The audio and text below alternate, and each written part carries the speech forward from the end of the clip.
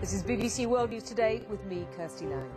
The story of a remarkable reunion 20 years after Saddam's chemical attack on the Kurdish city of Halabja. DNA evidence brings together a mother and her son.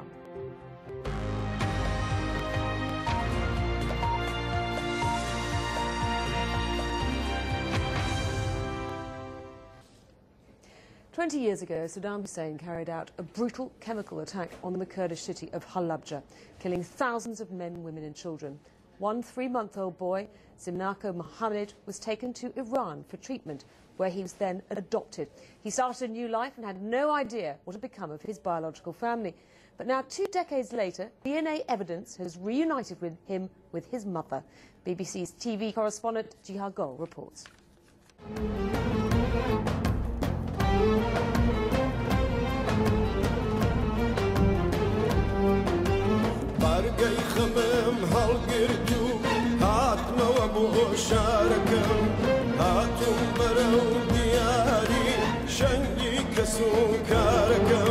Some call Halabja a forgotten city. Kurds call it a martyr city. But last week it was a place for celebration.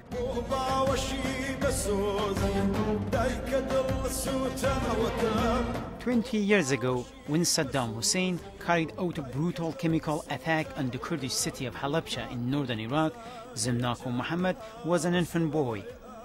He was the sole surviving child of Fatima Mohammed, who lost her husband and her other 6 children.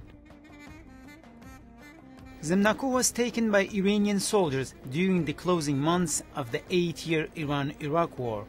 He was adopted by an Iranian family. They called him Ali. It took 2 decades for the young man to find his biological mother. After losing his adopted mother in a car accident, last month he came back to Iraqi Kurdistan to search for his relatives. 6 other families claimed Ali as their son, but it was DNA test that proved his true mother.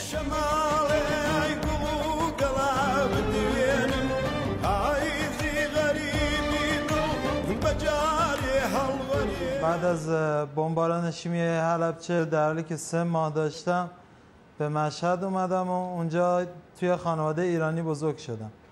18 سال که داشتم، مادرم که در ایران منو بزرگ کرد در اثر یه سانحه تصادف فوت کردن. بعد از اون من خیلی تنها شدم و دنبال این گشتم که برگردم به کردستان و خانواده‌مو پیدا کنم. The names on the wall of the museum dedicated to the victims of the Halabja attack bear testimony of more than 5,000 Kurds who faced a slow and awful death.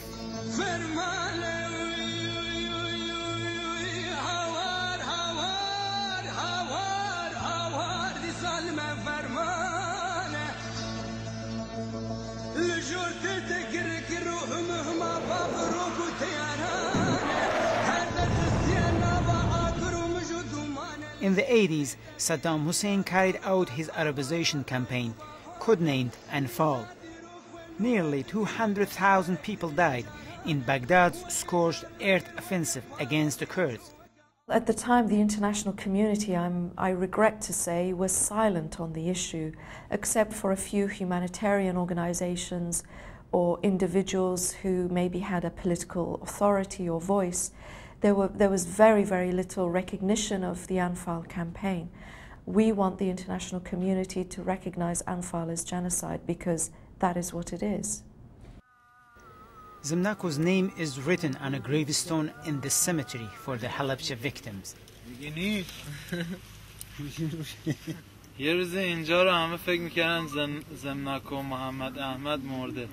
Everyone thought Zimnako Mohammed was dead. Here I am sitting on my own grave, still alive. I'm sure some of the names in this graveyard belong to people who are living in Iran or other countries in the world. I'm hoping these people too find their families and come home to Kurdistan. During Saddam Hussein's regime, thousands of people disappeared. Little has been done to bring closure to the families. What kind of program Kurdish regional government have to reunite people who has been separated from their family members during the chemical attack on Halabja?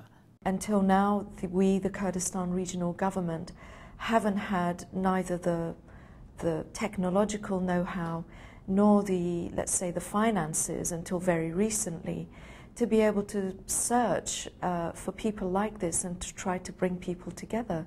We're very hopeful that with the new technology that's available to us, and of course with the cooperation of the Iranian authorities in these humanitarian cases, that we will be able to find more children who are probably grown-ups now and reunite them with their families.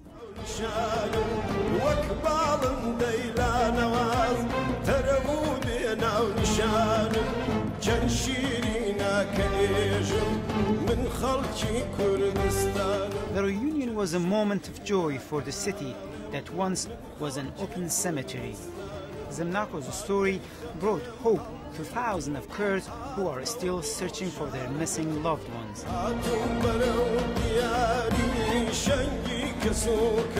Shior Gol, BBC News.